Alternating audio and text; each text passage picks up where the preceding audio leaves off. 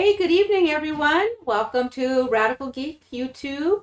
Tonight we will be making a disco coffee and a chicken masala stuffed waffle. I'm going to try and make the chat a little bigger. Wow, I don't know why I can't. It's so small today, but we'll do our best. Now, let's see who is on with us so far. Lots of people. I see Renee is here and Sharon. Lisa, exchange student 2, and Sky, hey, good that you were able to join us. Strong is here, and Hungry Heath, who wasn't first today. Let's see. Trying to see who we've missed. Oh, Reichman has joined us. So, lovely to see all of you this evening. So lots of greetings and some back and forth discussion. I think I fixed the typo in the description. Let me know that you're hearing everything. It is pouring, drenching rain outside, so we're cooking inside today. And I will also tell you, we're doing the disco coffee, but I will also tell you that, like, I have shaky hands with my arthritis. I have rheumatoid arthritis. And so I often fail because I don't have the dexterity for the proper pouring. But you will get the idea. And periodically I'll always try it again once in a while because I like the challenge. And I get it like 1 out of 10 times. So if we don't make it, it'll be a mixed coffee instead of layered. It still tastes the same. I usually like it when I can slurp more of the coffee on top, but it is what it is. So, let's see. Oh, and Blue Dove has joined us, and Jen is here, and Becca is here, and Gigi's here. And yeah, you can hear my dog upstairs crying away because he doesn't get to come in the basement. But legit, he's really tiny, so he can't come down the basement because they're the open sort of stairs. You know, they're the wooden stairs and they don't have a front, and he is not real graceful. So I always worry that if he tries to come down the stairs that he's gonna fall through, and I don't think that would be too good. So, and tonight I already have my grounds in here. It's our standard 3 grind. I'm using the V60. It's still one of my favorites because it has, I like the way it slows the drift down. And the coffee, it's my Vietnamese Nguyen, the Robusto, which is one of my favorites. And I thought if I had a high probability of screwing up my coffee, I still wanted it to be like a good tasting coffee. I also have my cup of, in my little pitcher here, of my heavy cream water mixture, the 50-50. And I often wonder sometimes if that's why I have trouble with the layering. Because usually for a disco coffee, they use regular whole milk or even all half and half, or light cream. I don't have light cream. I never find light cream in the store, so I'm sure you can get it from restaurants, wholesalers. But I do my 50-50. And what I have brought over here is my Nespresso Arancino. It's an electronic frother. However, I did not have the frothing mechanism installed.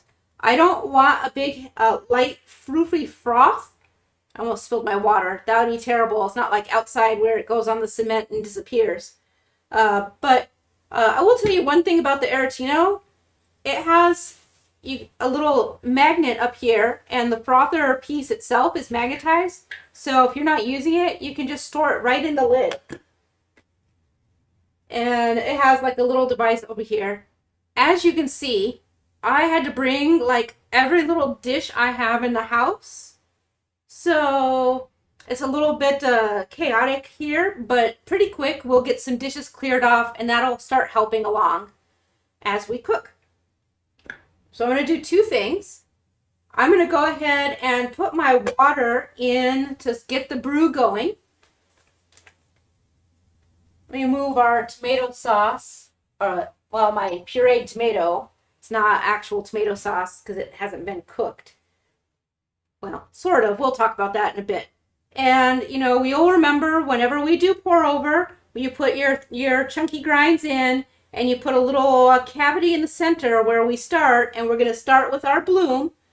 Yes, it would be better with a gooseneck, but I'm unconcerned with that tonight.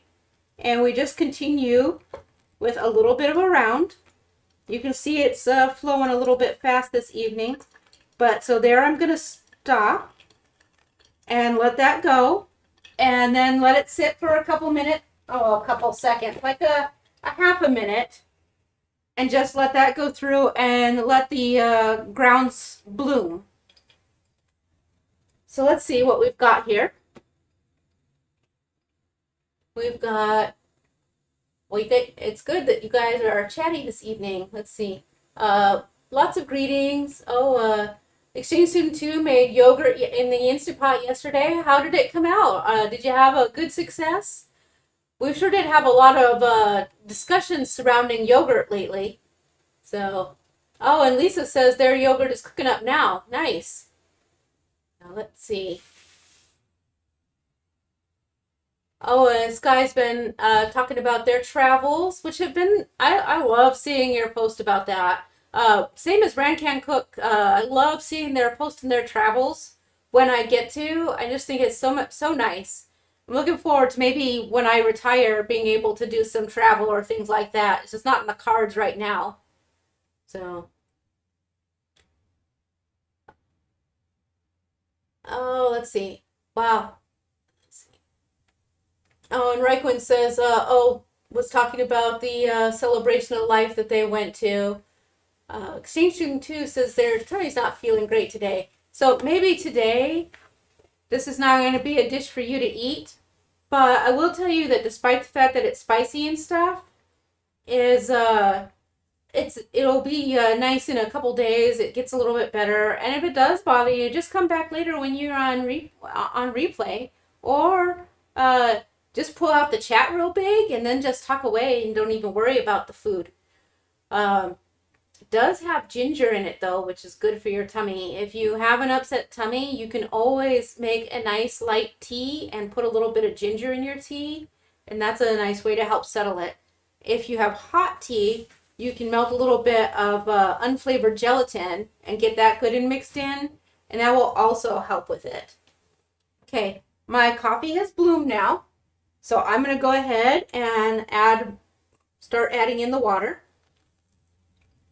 And again, you always do your pour overs with your circular motion, working from the inside to the outside. And I also am using my B60 that has the beaker that comes to 300 milliliters. I'm using this cute little glass tonight. I think they're usually cocktail glasses, but I love them to just everyday drinking. But I thought that it would be a good, I just thought it would be a good glass to try with the layering. Let's see what we can get going here.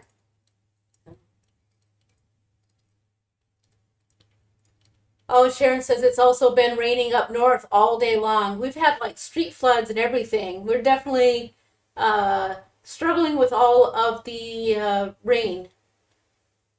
Oh, and the warden has logged on. Good to see you, warden. Let's see. More. Oh, hey, and I was just talking about you, Rancan Cook. Thanks for logging in. And I'm just going to give this one last little bit of coffee. I actually will have a little leftover coffee, so in the morning I can throw it over some ice and have me a little quick hit. So, oh, Lisa said they got a V60 after the video from a few months back, and they really like the coffee out of it. Yeah, I have to say it's really on the top for me as far as the brewers go. So again, I have like about a cup of the dairy. And I'm just going to pour it right in. So like I said, the frothing mechanism is not installed. But the nice thing about the electric Arachino is that it will heat the milk, but it does not have to froth it if you don't put in the little whip device. So, and it stores right with the magnet on top. It also has two modes depending on how long you hold the button down, whether it heats it or it can froth and keep it cold. So I thought that's pretty handy. But we're heating it. We want everything hot today.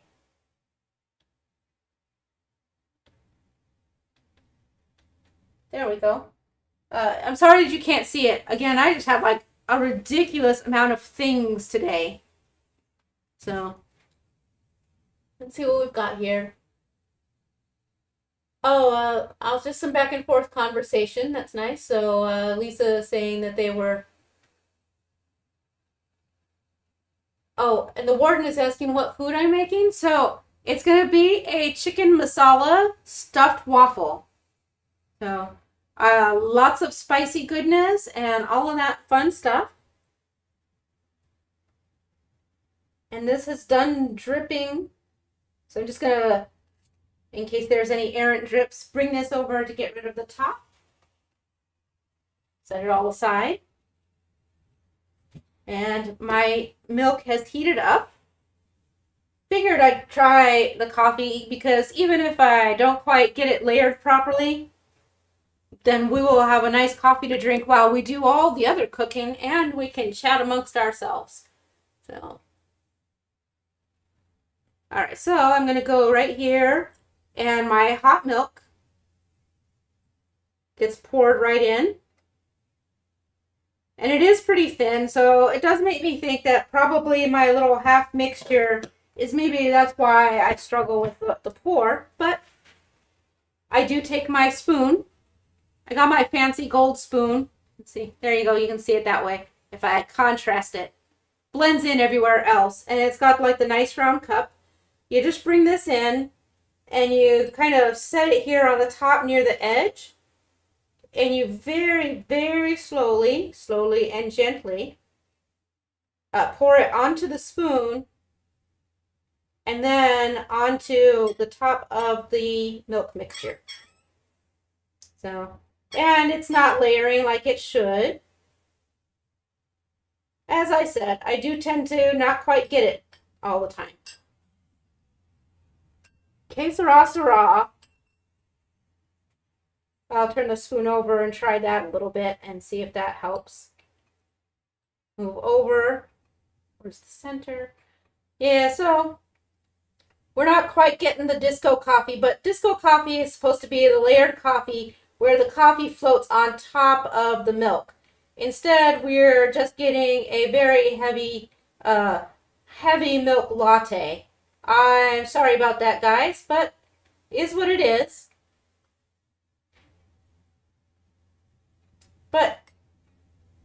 And I've never quite figured out why every so often it just does not decide to layer up. I think it's because I'm too impatient and I pour too fast or something. I don't know. But those are your ratios, though. It's very much a latte. Sorry, fail. But you see now it's nice creamy coffee. So, once in a while, it's not going to hurt nothing to have currant cream in the coffee. And I have regular coffee over here if I really get desperate.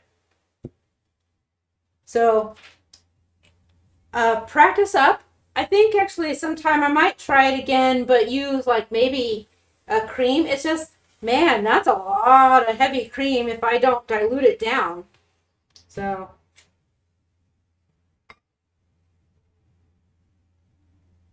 it also could be that my coffee is significantly hotter than the steamed milk. I don't know. But that's it for that. So, okay, so I had a fail on the coffee, but whatever. We had awesomeness last time, and next week is actually a coffee that I know I can do with 100% success. So, it's all good. And you do have the right information on a disco coffee, so that's good.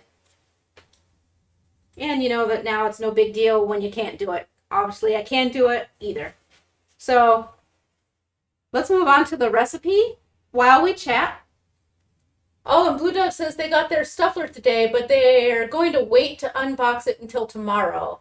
They have an early day tomorrow, so leftovers for dinner. That sounds good. And Rancan Cook says they've got a batch of pork belly in the air fryer. Oh, I might put pork belly on my shopping list. Next weekend, I get to do our monthly shop. Uh, Cooking is getting more creative because now we're digging like into like the freezer and stuff. So, but we'll be good. And then, oh, and let's see. Blue Dove is asking what type of coffee grinder I use. Yes, it is a burr grinder. I do not recommend using a blade grinder if you can help it at all. Burr grinders are always going to be a better product for you in the end. Take a sip off of this.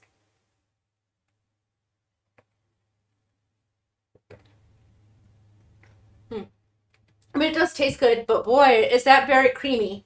We'll be topping it off with more coffee as we go because that is just so much dairy. But it does taste good. At any rate, let's start with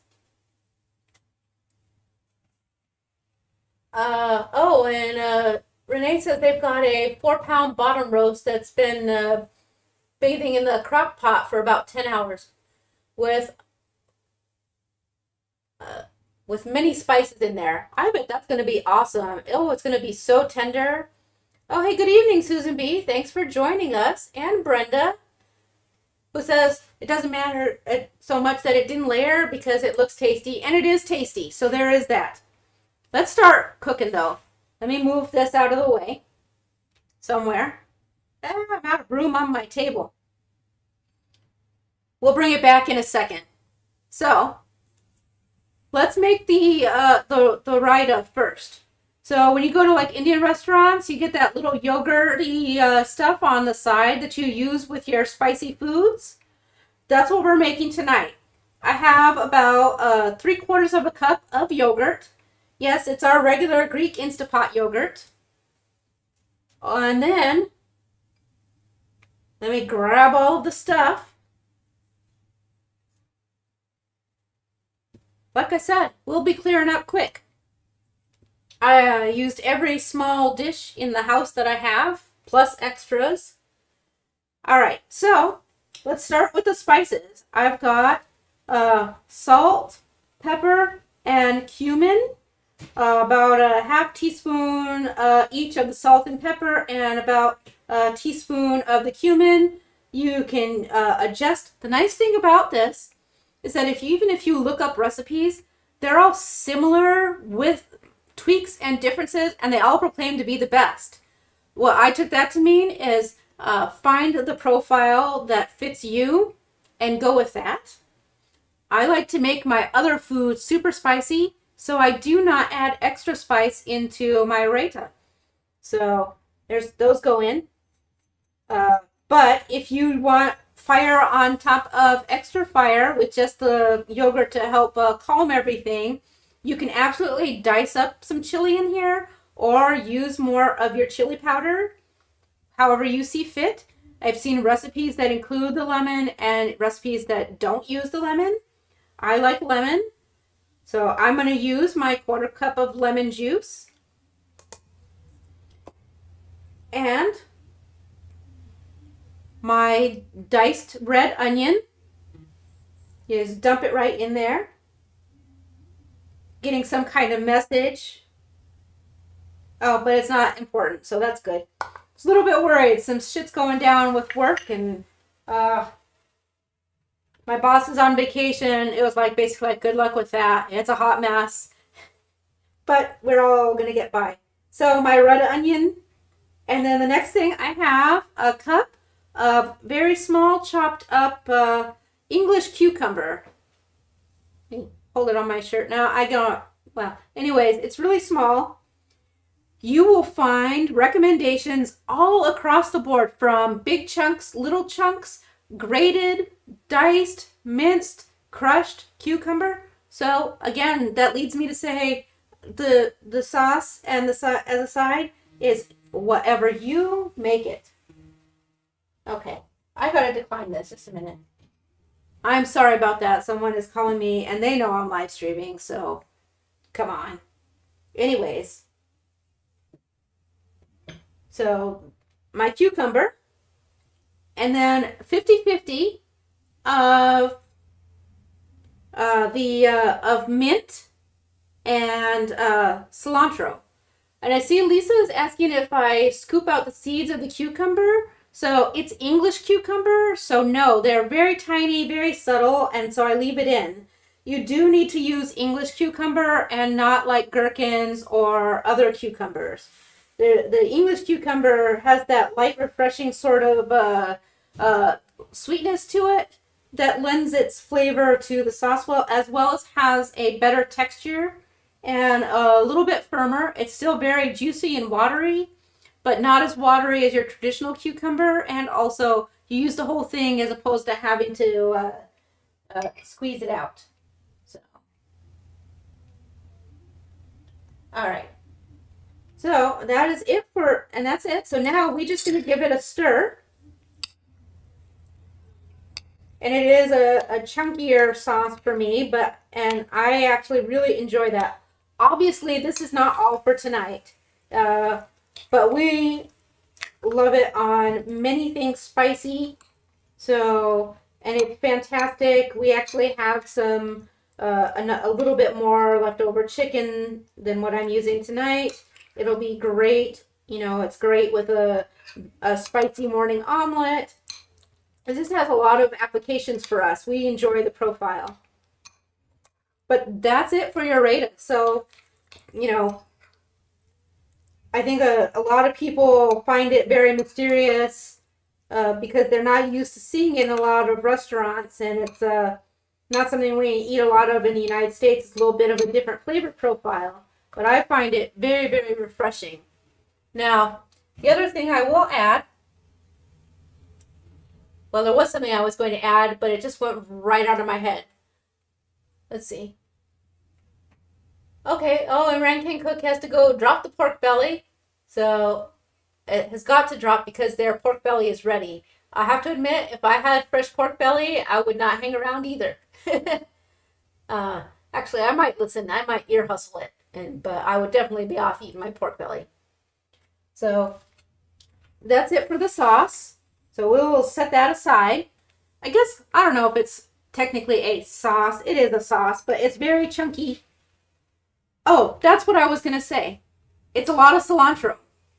If you are sensitive to cilantro, then you won't like this sauce. It will taste like cilantro because there's a lot of it in there. What you want to do is go ahead and not make yourself a traditional Raita, but go ahead and just make yourself a nice herbaceous, herby yogurt. Use a flavor profile that you enjoy. Swap in some fresh parsley and maybe a little bit of sage to kind of punch it up a little bit. But then stick with that citrusy profile.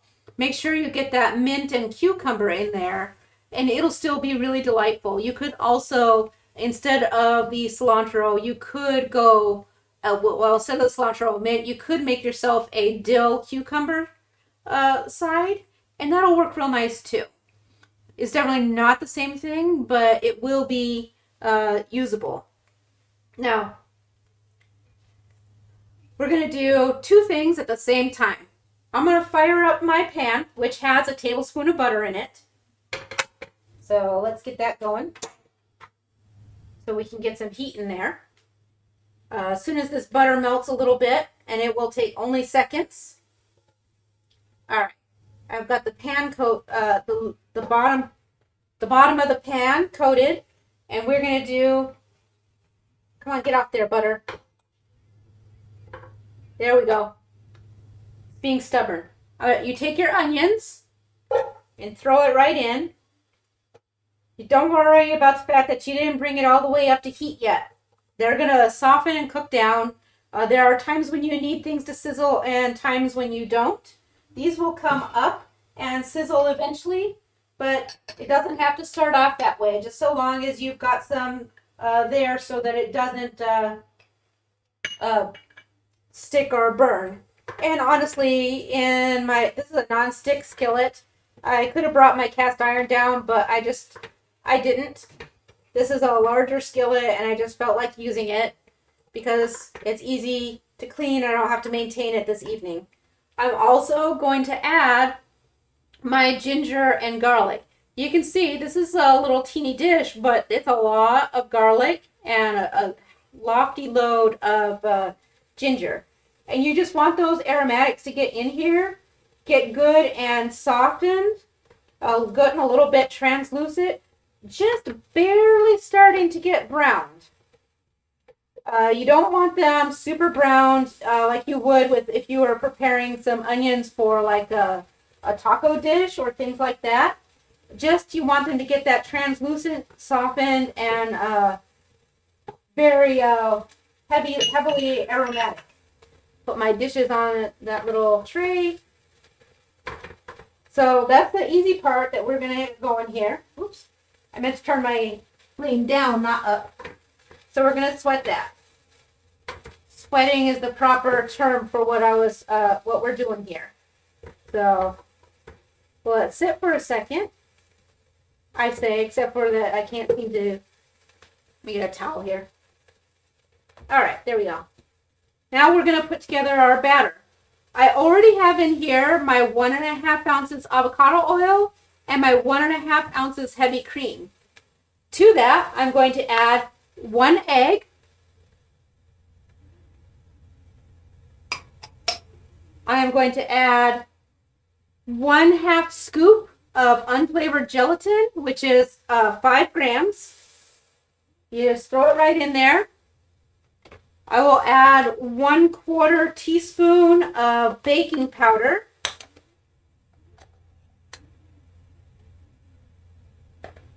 All right. And that there, done. And 1/4 cup of Parmesan cheese. The Parmesan cheese is the weird ingredient, but you need that for a bit of to help crisp up the batter. It has to have it, and I just find that the Parmesan cheese is neutral enough that it doesn't clash with all of the other flavors. You could use mozzarella, but I don't find that it's beneficial in my batter. So, and we want to kind of get this going, even though it's not going to be 100% complete, because we need to make this sauce over here first. But but it's good to get the gelatin and the baking powder and let the batter rest. I find that it helps it quite a lot. And the next thing we're going to add is 1 full scoop of the isopure, which is 28 grams of the unflavored whey protein powder. So, and no, I'm not weighing it. You just get your nice scoop. It does not have to be precise unless you are being super, super strict in measuring, in which case then it does need to be precise and you should weigh. Oh, and Brenda is saying we can use Italian parsley, and I see Sky has said that Greek tzatziki would make a good alternative, and it would. So, yep.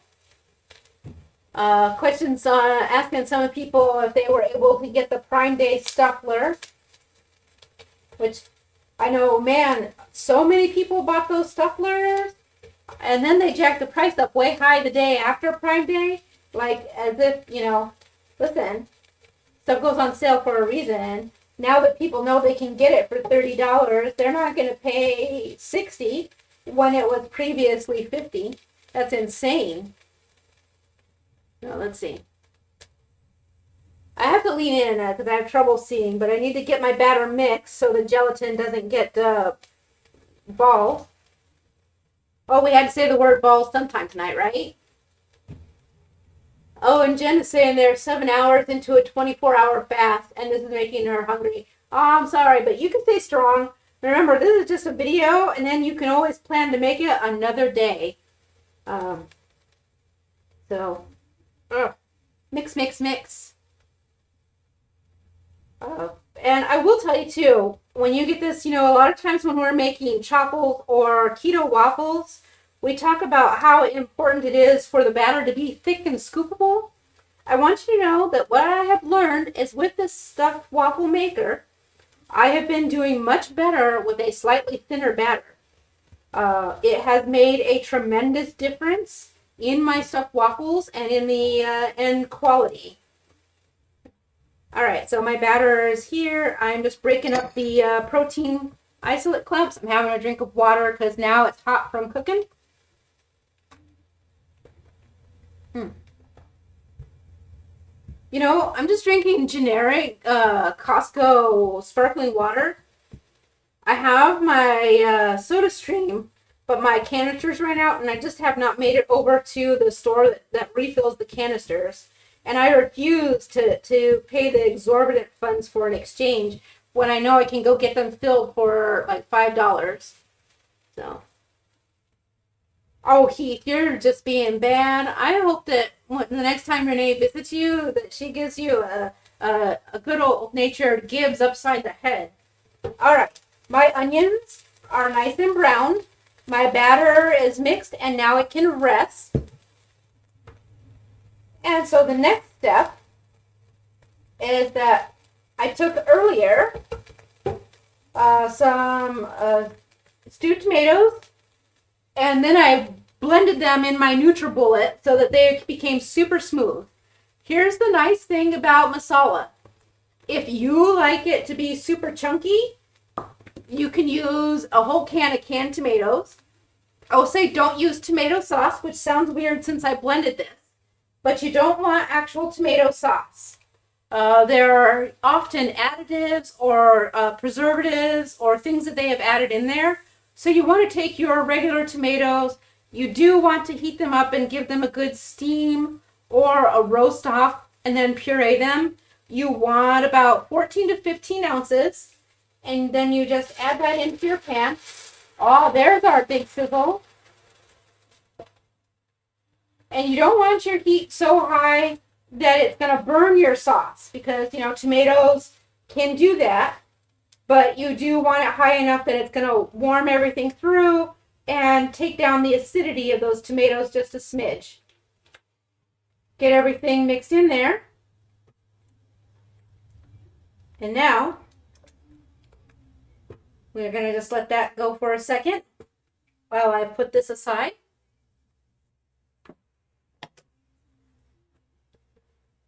And so now our spices. So it's a lot of spices. If you think the sauce is going to be thin, now you know how it's going to thicken up. I've got garam masala, which is what's going to give it that. And that is a huge, it seems like a lot because it's almost 2 tablespoons. Then I've got I can't feel my face, chili powder, half and half with also the biber. Okay, gotta turn my heat down a little more because my tomatoes are too burbly. Perfect. It's just right again. So just pay attention. You want it on low flame. You want it to get not quite a simmer, but really close. So it's hot and steaming. But you don't want it to have a lot of bubbles. Just the occasional little bubble. Again, and then I've got the turmeric powder. And also I've got black pepper. Oh, I said all the spices before. The salt, the fenugreek, and the cumin. So, and you just dump that all right in. It is a lot. It is a lot of spices. And they taste delightful.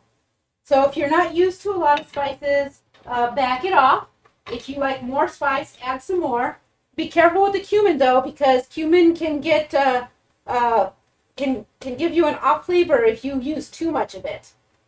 You gotta be cautious with that. And garam masala can get a little bit spicy. But we're going to tamper that down. I do like it spicy, but not so spicy that I can't just have my delight with it. So I'm in here with my spatula. I'm getting all of those spices good and incorporated. I don't know if you can see the steam coming off of it on there or not. It looks like it. So you can see that we're still steaming and everything is coming together. So just keep giving that a mix. I'm going to let this go for just a minute or so. And it is important that you had that little bit of fat at the bottom. That helps bring everything together and emulsify. Even though we are definitely going to add more fat to it here at the end. And yes, I will have extras and leftovers. Let's take another sip of this.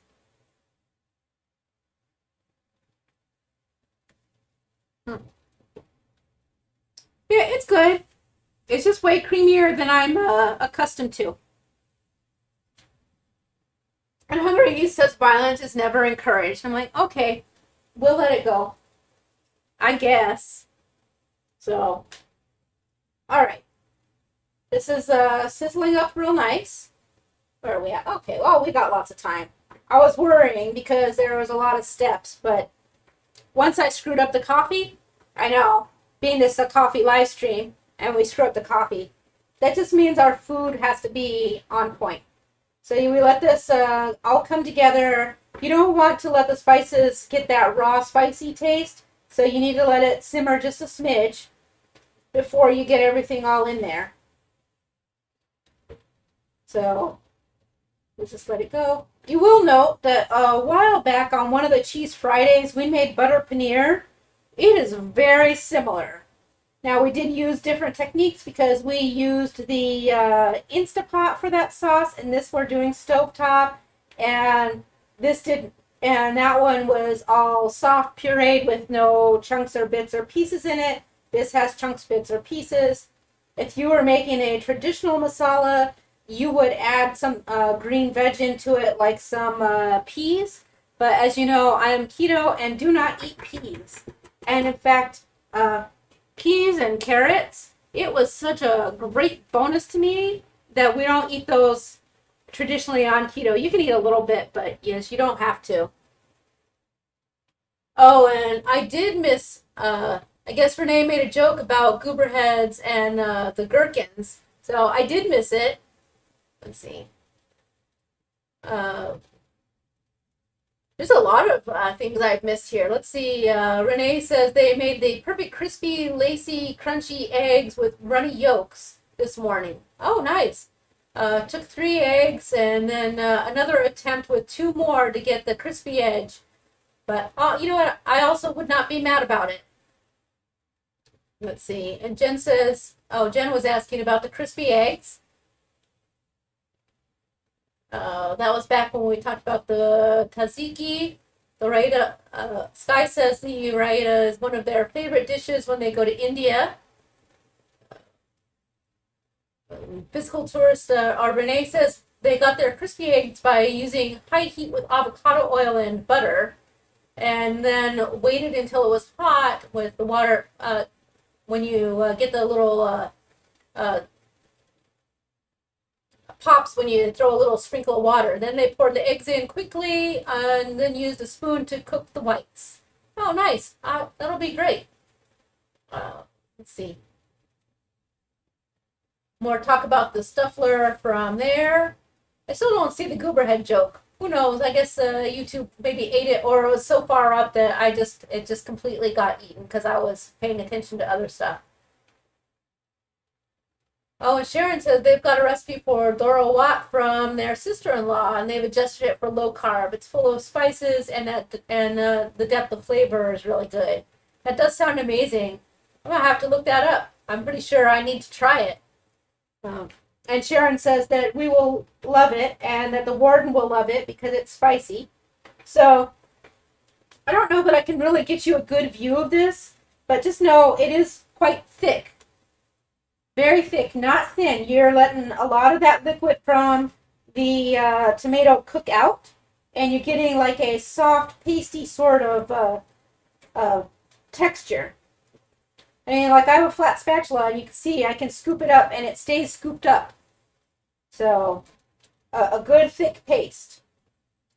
Obviously, not so thick. You're not going to want to like spread it on toast thick, but thick like a hearty. Oh, I'm not sure. Maybe like a traditional ragu sort of thick. Thick. That's all I'm just saying. Smell is fantastic. All right, so here is the. Let's need this bowl over here. We will show you this. The next part is that we're going to be incorporating some coconut milk. This is from a can. It's just your full-fat coconut. Sometimes there are layers where it's the cream and the liquid, and you need to mix it all together before you use it in a recipe like this. But in my case, my can was just perfect, and it was already thick all the way through from top to bottom. So it's good. And I've got it in a container because I will not be using all of it. You can if you really want to. I just find that to be a bit much. And I want to do just a bit at a time. And then get that worked into the sauce. And this is another one of those things. If you find that you are really fond of the texture and a lot more of the coconut lean in your masala, or if you're making buttered chicken or butter paneer, then use more. If you like it to be more acidic and tomato forward, use less. You do need to add it though, because it is a huge part of the heavy fat needed. Now, we did use a tablespoon of butter to sweat off our onions and garlic, but unlike a butter sauce, we are not adding any additional butter and emulsifying that in. We are only using the coconut milk. The coconut milk is a very popular ingredient in all sorts of sauces. We might make a nice green curry sometime. I think that you guys would really enjoy that as well. All right, I've got it all incorporated. So we will scoop in the next batch.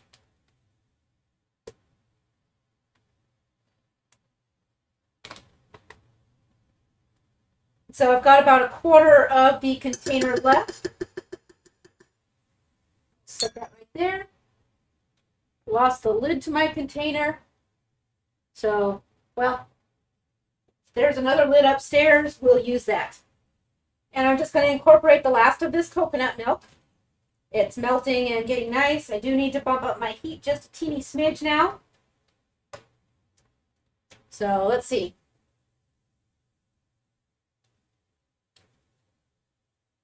Let's see. We're talking about the fast and the do-what. And Blue Dove says the sauce is going to be thick 30. But all of the coconut milk that we just put in, now it's back to being very thin. So that's why the base has to get super thick. Oh, and Sharon says she votes yes for the green curry. We will get that slated. I do love curry. I will say I do have it over cauli rice. So that is my substitute there. Instead of having it over the coconut rice, I make a coconut cauli rice, and I really enjoy it. I think that the flavoring comes out real nice, and it plays off the cauliflower, plays off the coconut profile nicely. So, all right, I'm gonna just let this go for just a minute. However, you see I've got this empty bowl here. I'm gonna do one thing.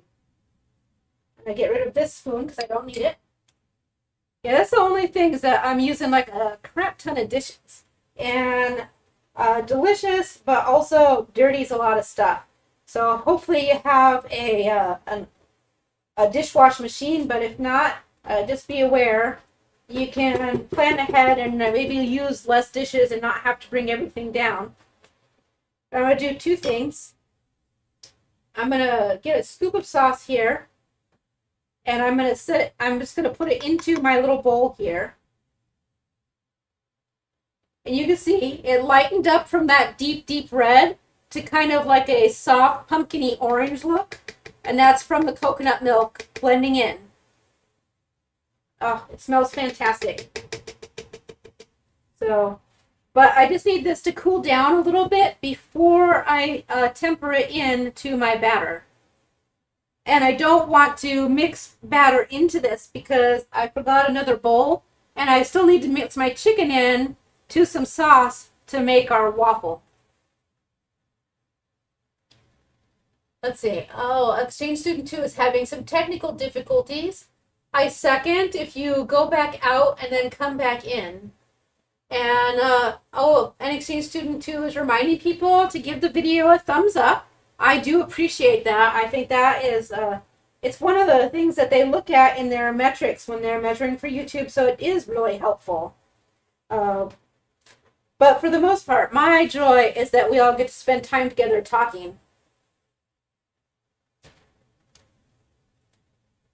Yeah, oh, let's see. Oh, and Renee says the gherkins wouldn't be working. And then apologized, said don't kick you out. Okay, I'm not. That's funny. That's just my kind of joke, anyways. I'm sorry. Do you not watch Cheese Friday? So, I'm reducing this a little bit and letting this cool as if I have the patience for it to really cool down. We're just going to stir real quick into the batter.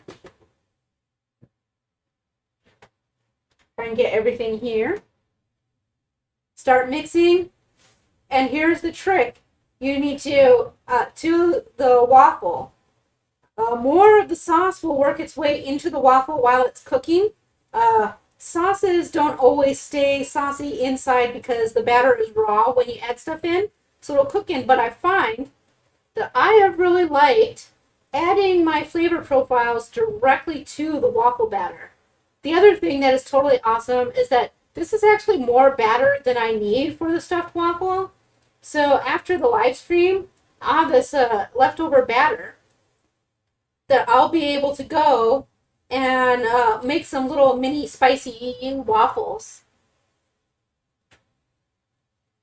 Oh, and Jen is asking if I plan on any board game videos soon. And I do. I want to share Stroganoff with you guys. It is gorgeous. You guys need to see this. And I got my email, and the one that I am so excited, we are totally going to rip it open on channel. We got to get into it. I backed, they live on Kickstarter. You know, that old cult film, yes, they made a board game out of it, and it looks freaking amazing. So that's the one I cannot wait, and we will definitely share it. So I'm going to get a little some more sauce out of here. It's good now. It's re-thickened up a bit, which is what you want. Not pasty, you want sauce because it should go on things. So it's maybe too much. There we go. And I can go ahead and shut this off for the evening. It can cool down and I'll be packing it up later. I have quite a lot. So you can see it makes a good amount. It's all pulled up. I've got throbbing out. Burned myself. Don't touch the metal part, Trey. It's heavy. It's hot. Anyways.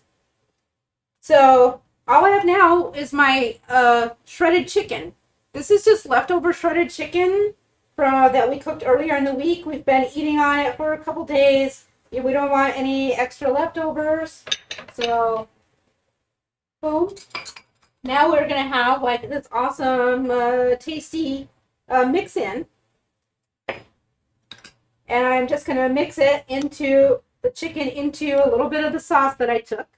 You don't want too much sauce, enough to give it good flavor. You want the chicken to be able to more or less absorb the sauce. So you'll have some playing around with it. You can see that it did take all of that up, but you want the chicken to be able to absorb it and also become a little bit infused with the flavor.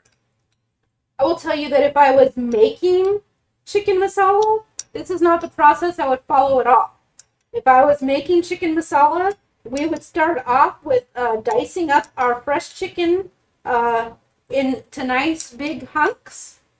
And then we would saute it up part way. Well, first we would marinate it in yogurt and some spices. Then we would saute it a little bit and build it right into the sauce so that it had time to really meld and slow cook with all of that delicious sweet sauce, spices and such. I have more of this chicken mixture than I can put in the stuffed waffle. I will not be sad about having to eat a little bit of accidental leftovers. So my stuffed waffle maker is all really super hot because I plugged it in before we went live. And now the easy part. I'm going to start pouring some batter in. You want to make sure you get a good coverage of the bottom. Let it cook just a little bit before you start dumping stuff in there so that it doesn't sink and bleed through, although sometimes it does anyways. But I just let it go until I see it look like it's going to start to rise a little bit. And you want to do it in small dollops. When you're filling your waffles, yeah, now I've got like some nice little air bubbles. You want to do them in small little dollops so that you get a nice amount of filling, but also you don't put one giant blob in the center that sinks through and overweighs the waffle down, so that it's just not as nice if you don't put it in a little. Oh, the middle needs more though. And I can see my waffle batter rising. I've got a nice mound in the middle. And it's come up to the top of my grippers. I don't know I'm sure there's a better word for it. But now, I just pour the waffle batter over it. I think I'm overfilling just a smidge, and I'm okay with that.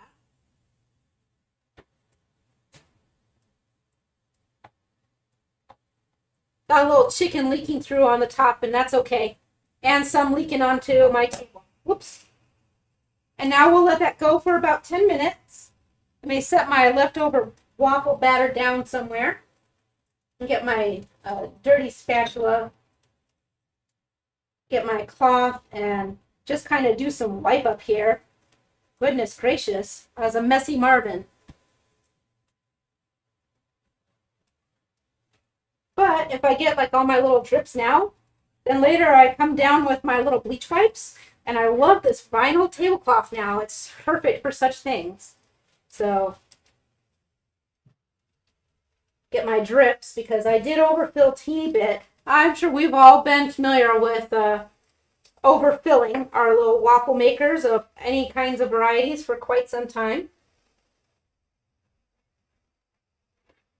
So goodness gracious. All right.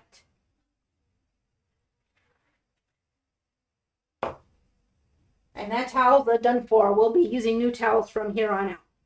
All right. So that's just going to take a while to cook. It takes a while, but I can see the steam rising. Takes about 10 minutes.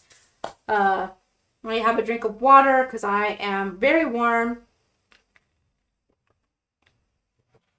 I will preemptively dish up some of that yogurt sauce, the Raita, to have here on my side dish.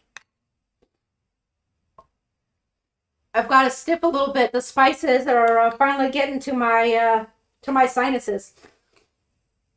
Delightful.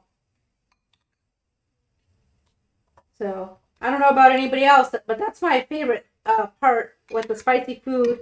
When it really starts, you start feeling it, and everything gets all delicious and extra tasty. That's too much. Is it too much? It's never too much, right? So, put that set aside. But, so that's the main thing. Now we just got to wait for it to cook. And I am so ready for it. All right.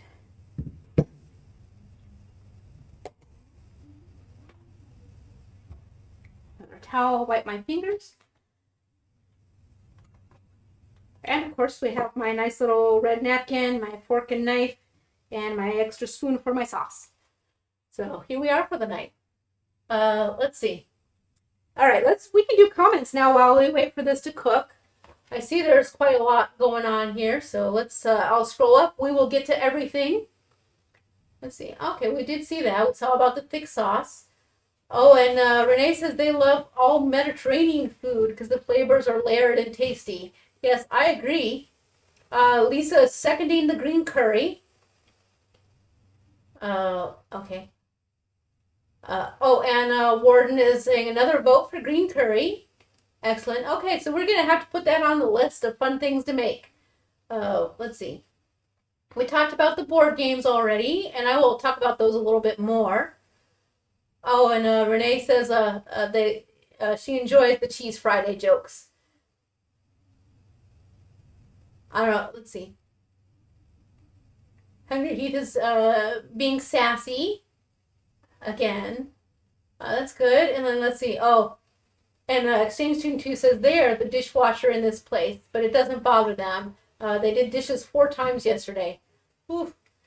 Yeah, I mean, we do some dishes by hand, but I really am glad for the dishwasher. And like I said, if I were actually cooking upstairs or outside, I probably would have less dirty dishes right now because I would put things directly into the pots.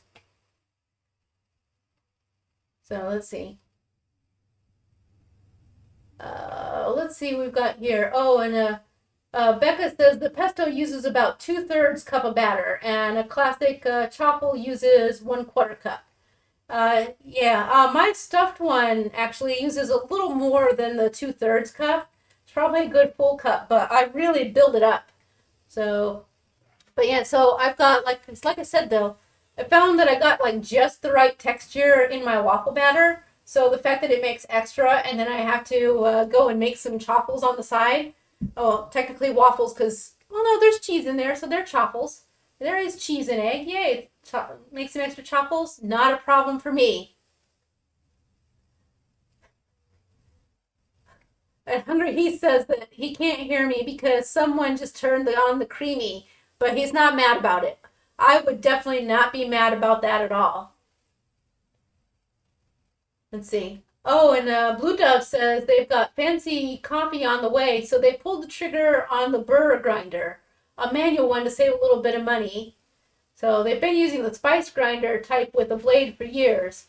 Yeah, you'll see it will ultimately make a difference in your blend once you get the hang of using your burr grinder and adjusting your grind size. You're well on your way to coffee nerdery for sure. And it's a delight.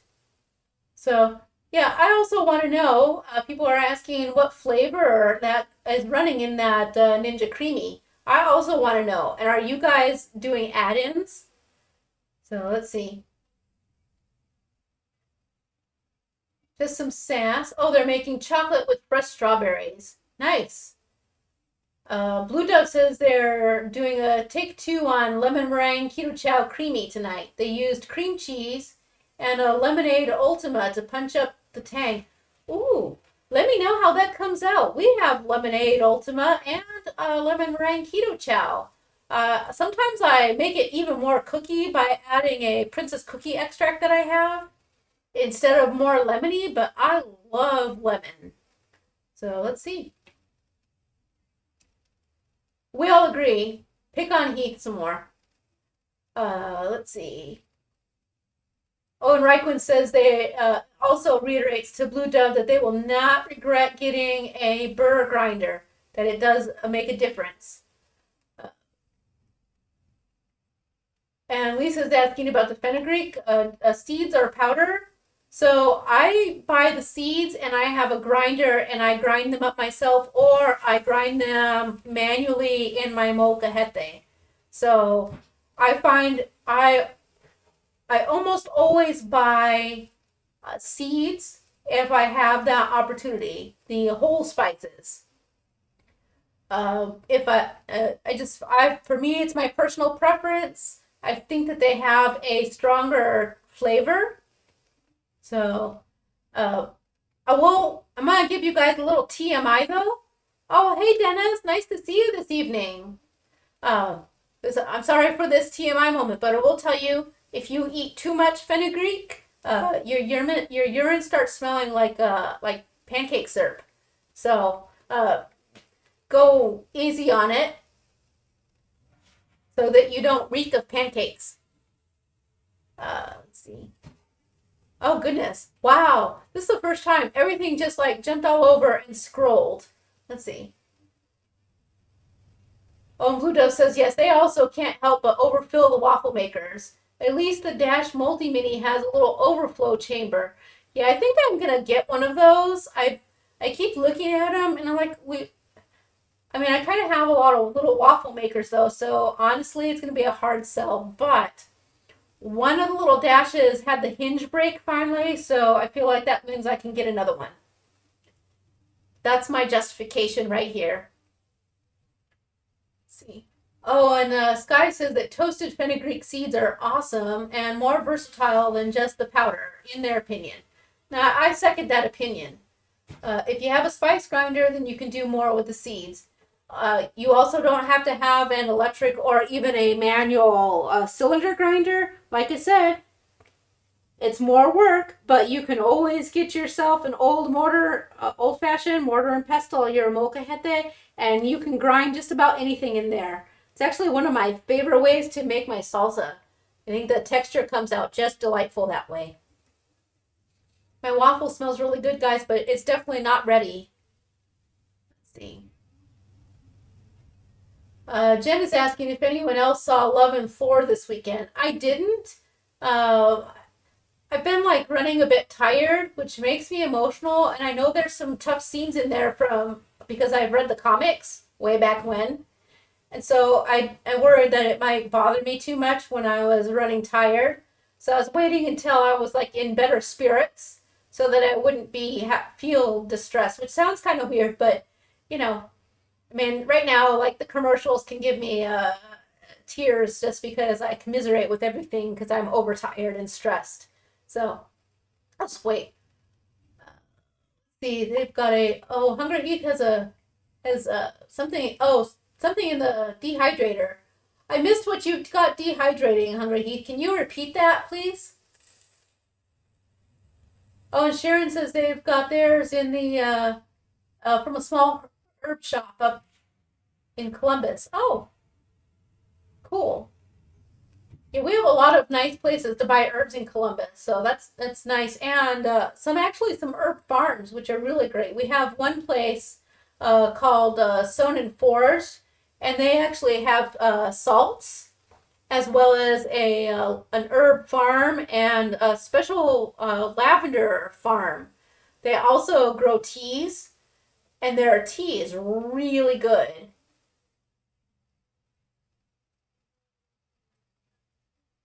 So, Renee says no, but they rented Dog on Redbox. So it was a great movie and didn't hurt that it had Channing Tatum.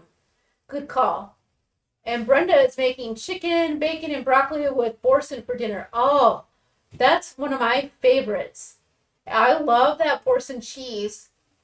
So I gotta go easy on it though because it's I want to eat the whole cake, which definitely is not the thing to do. So it's good to have it in recipes. Whew, this thing's still steaming up a storm. I'm so excited though because it should tell you that it kind of becomes one gigantic-ish waffle instead of looking like a filling in the middle. I mean, of course the chicken is primarily in the middle, but because of the lightness and fluffiness of the batter and the way it permeates through, it really becomes like this whole giant flavor experience. And I super dig that. So I can't help myself. No, I can't lift it yet, so it's not quite there. Which I should know because there's still like big piles of steam coming off of it. And not enough time has passed. Let's see. Okay, now we're back to the seeds. Blue Dove says they like cumin, fennel, and dill seeds. Then you crush them. Yep. They're also really good. A lot of stuff is good if you toast it off a little bit first. Not too much. You don't want it to be burny, but just enough to give it like a little warmth. Oh, Renee is saying their noisy non-resident neighbors woke me rudely with so much noise at 7:30.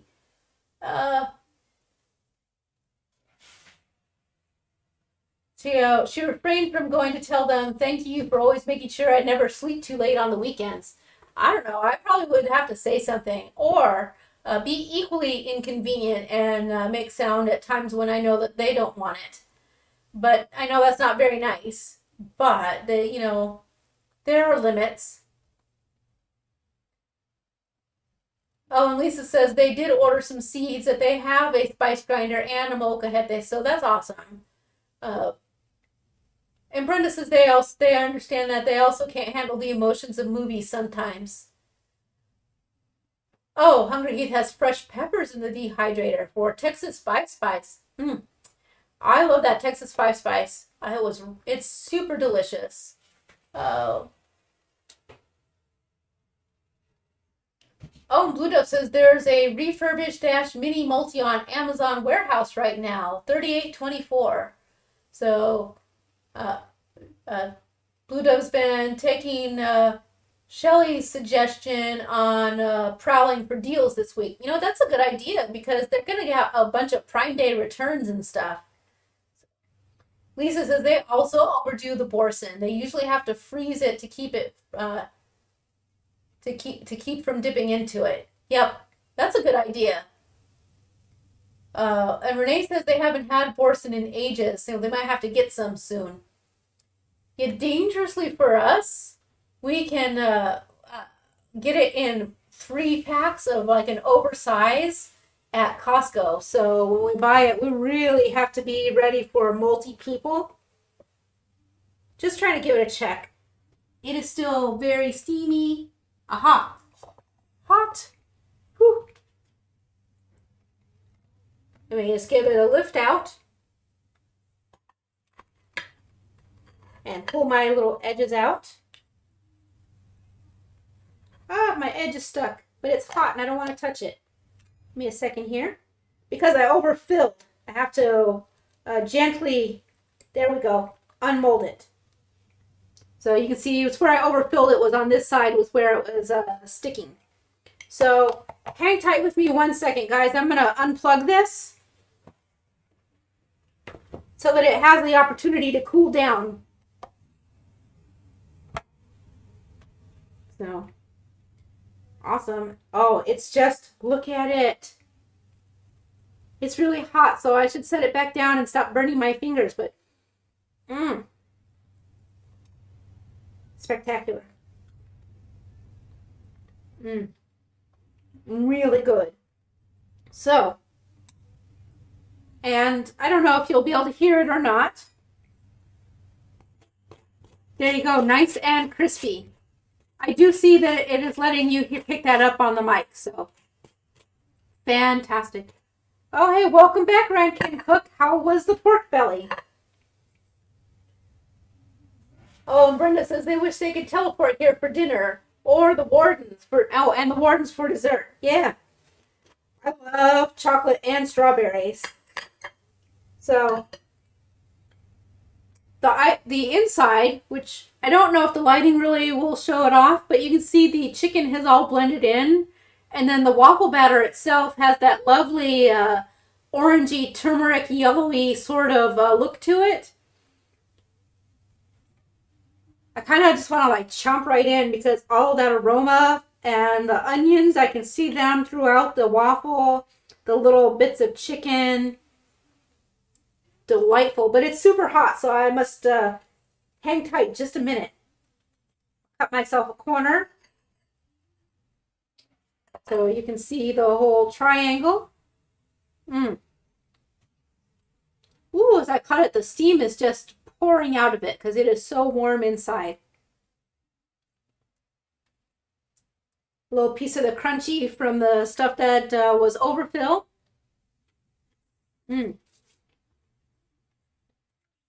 Maybe I can have some more of my coffee beforehand.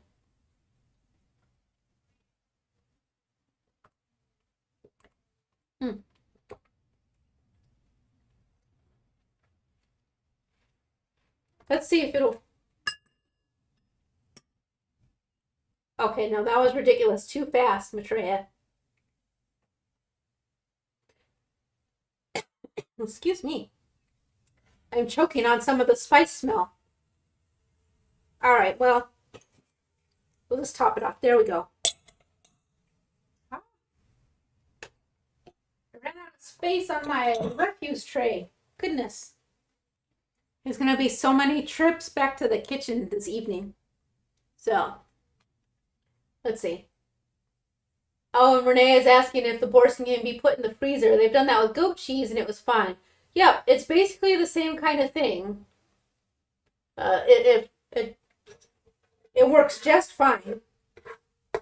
You can freeze it, and then when you let it, you just need to let it thaw out, and you pat off the little bit of moisture that pools up on it, and it is right back to being utterly delightful and spreadable.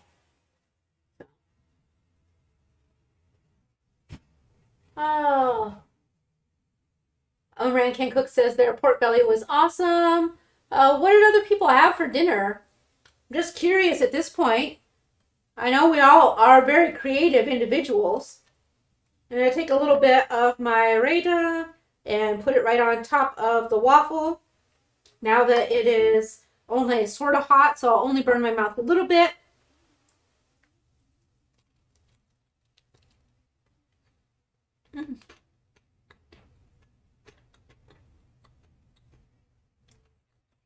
Mmm. Oh, wow. Spectacular. So I think that out of all of the stuffed waffles that I've made, that this is probably my favorite. Really close with the pizza, and I think this actually edges out the pizza stuffed waffle for me. But it's also one of my favorite flavor profiles, so, you know, it would be hard pressed for it to not be a favorite.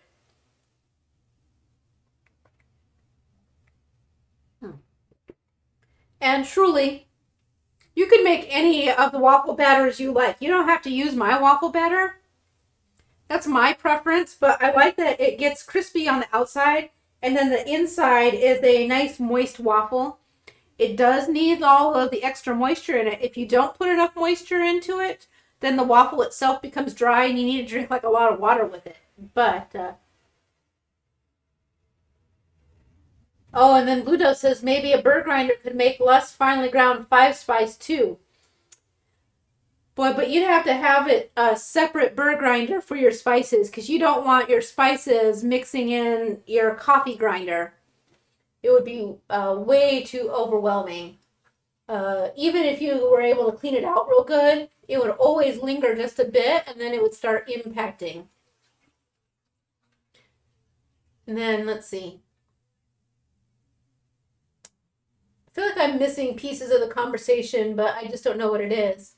So, well, regardless, it's fine. Oh, and, oh, Renee is asking if Fran Can Cook has ever made a porchetta. Ooh, that sounds delicious. I haven't made one of those in a long time. And Renee says they're going to make some air-fried pork panko-coated green beans to go with the beef. Ooh, that sounds fantastic. I vote yes, but also I wouldn't mind dicing up real fine a little bit of green beans and sauteing them with some onions and bacon and mixing that into the waffle batter, and then putting the pot roast in the middle. So it would be the pot roast stuffed waffle, but you would have your veg and a little bit of onion, green beans, and bacon mixed into the batter. That sounds really good to me. So I basically figure I could put anything in a waffle now. Now that I have been making these savory versions, that is what I feel is the next route. I just really like all of the fun savory things I can do with it. One more big bite.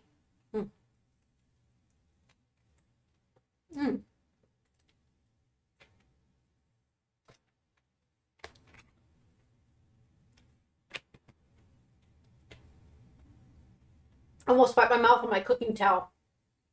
I guess it probably doesn't matter, but you have napkins for a reason. Man, you guys, it is so good. I think I should have added more chili powder. It's not as spicy as I might have expected, but it was still pretty good. Let's see. Sharon says they'd love to try the TSS as a shaker blend. Oh, the Texas 5-spice with it as a shaker blend. Oh, flaked. Oh, that might be nice. Texas 5-spice in a flake version. And Blue Dove said they had leftover smoked Teton sausage chopped up in the air fryer, and smoked herring with cod liver. I lost my mouse. Oh, there it is. With cod liver pate on the side. Wow, that's a lot of flavors. I bet it was good though. I will say I like the Teton sausages in waffles too. Basically, I really like waffles, so I'm a little bit obsessed with the whole waffle thing right now.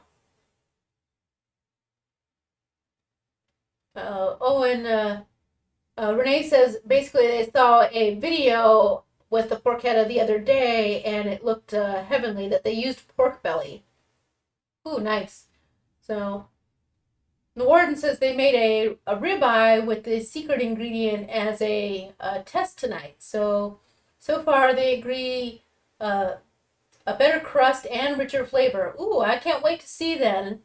I'm looking forward to finding out what the secret ingredient is. Because I always thought you guys had some pretty good flavor profiles anyways, and I'm often inspired by them. So I look forward to seeing the secret ingredient to a improved ribeye from the Warden and Hungry Heath. Let's see. And I think I'm on the same page, Brenda. Bacon. I love me some bacon.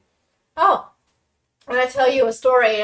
We went to a meetup last night that we host, and we met someone new, and they are also new to keto, and mentioned to some other people that he ate a package of bacon, and the other people were like, "Oh God, there's health, and you might be keto, but you shouldn't be eating a whole pound like that." And I was like, "You guys have known me forever, and look at me and how awesome I'm doing. I wouldn't hesitate to eat a whole package of bacon. Go you and being successful on your journey." And I think that people thought I was nuts, but truthfully, oh, and then Lisa is telling me I missed a question earlier, and thanks for bringing it back up. Always feel like you should repeat questions if I miss one. I will tell you, as you may have noticed on other live streams, and this one is no different, even though it's fewer on the comments. Man, YouTube does some weird stuff sometimes, and things either disappear or if you scroll back up a little to catch up, all of a sudden it'll just like pull everything through. It's like being on IRC back in the early 90s, where it would just like scroll and lag, so you could never really read everything. But the question was what were my thoughts on the stainless steel pour over versus the paper filter pour over? So I do have a stainless steel filter, but given my druthers, every single time I will always use paper, because the paper better filters out the microfines and gives you a cleaner cup of coffee. So not that there's anything wrong with the metal filters. They're certainly convenient. They're environmentally friendly. But most of the paper filters you can put right in your compost. So they are also not being problematic in the trash. So the steel ones, I just have to say, I feel like they are very, very convenient. And I do like that aspect. But I feel that with the paper filters, I'm getting a cleaner cup of coffee.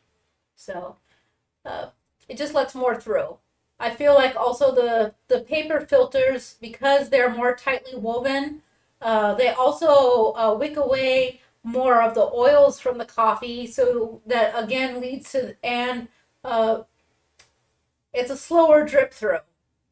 It takes longer to brew in the paper filters, so you're getting a more robust brew as well. So if you're not like super picky, or if you're newer to coffee drinking, it's maybe not enough to really notice a difference. And probably in a blind taste test, I probably couldn't tell the difference. Let's be honest. My palate is not that great. But when I can see it, I know it, and then I pay more attention. And that's the trick, is that you do pay more attention, so you can see at the within the coffee, you can see the slight sheen on top. You can see the fines at the bottom. You'll have silt at the bottom, all of those things. So there are visual cues that show you the difference. But as Shelley points out, once you have a metal mesh one, you don't have to buy more filters because you can clean it and reuse it. So there are positives and negatives to either way. And so really there's no wrong way. And it's all going to come down to your personal preference. Oh, let's see. Oh, Blue Dove says, yes, their coffee filters go into, I can't quite read it because the print is small, but it's either a Lomi or a Lori composter. I will look it up later as well and see. We actually have a compost service here, which has been very handy for us. And they bring us a bucket with a compostable bag. And we put everything we can compost into it. And then we put it out on the curb. They whisk it away. And once a quarter, I also then order 7 pounds of compost that comes with my service. So I don't have to wait or compost in my yard or worry about my worms.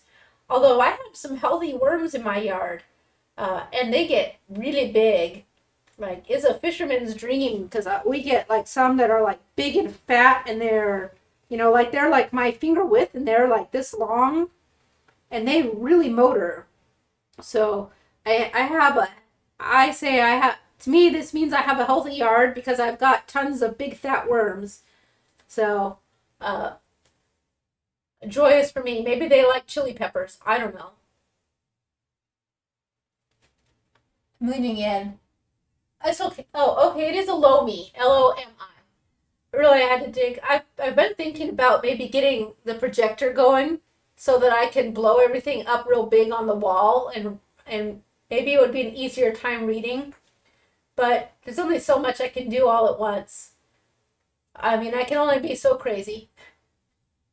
And Dennis mentioned that coffee grounds are good for compost and fertilizer. They're hoping to grow some nutritional mushrooms. Ooh, I'm excited by that. You'll have to let me know how that project comes along, the nutritional mushrooms. I do sometimes take coffee out and lay it down and spread it out and mix it in with my jalapeno patch. They really love it, especially if I grind together coffee grounds and washed eggshells. I grind the whole thing together and then I mix it in with the topsoil. They inevitably, once I do that, I don't do it. You do it like maybe twice a season. Everything really thrives for during that time period, and I feel that it's really been good about increasing the number of blooms we get. So, good stuff. So, all right. We're all caught up for the second. I don't know anything I've missed, but you guys can remind me if I have. But this is an excellent opportunity for another bite of dinner.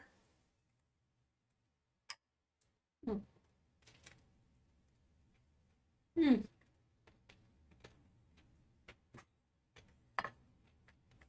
is so good.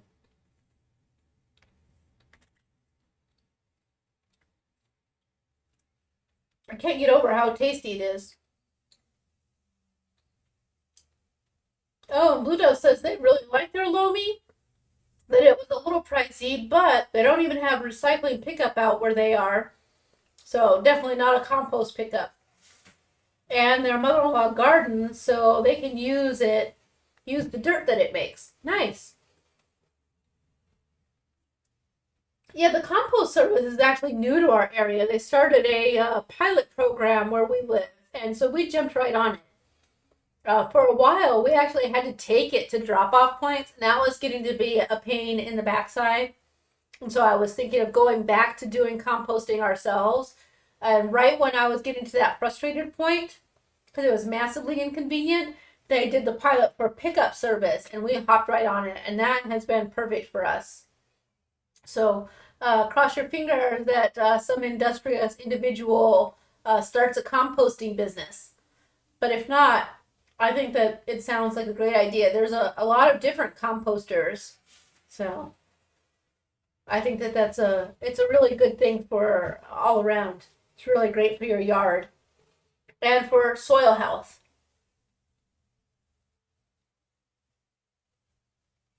Let's see. Oh, Renee says, oh, thank you, is complimenting me. They like how their dishes and our interactions inspire her to return to forgotten ingredients and recipes.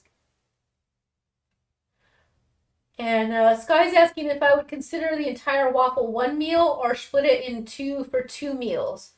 Uh, Depends.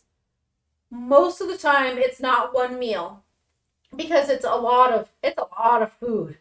It's a lot of food. However, if I eat the whole thing, I just eat way less of everything else and maybe even not anything else for the rest of the day. Uh, I'm actually really hungry this evening, but I think if I eat half of it, I'm going to be way done. And so I'll have the other half tomorrow, unless other people eat it, which could happen. You never know. So, but yeah, I definitely don't think an entire stuffed waffle is like a single meal. I mean, it can be, but I don't think that you're eating an entire stuffler sized stuffed waffle, and eating the whole thing and then having like 2 or 3 more meals throughout the day. I think then you might have like a real light snack.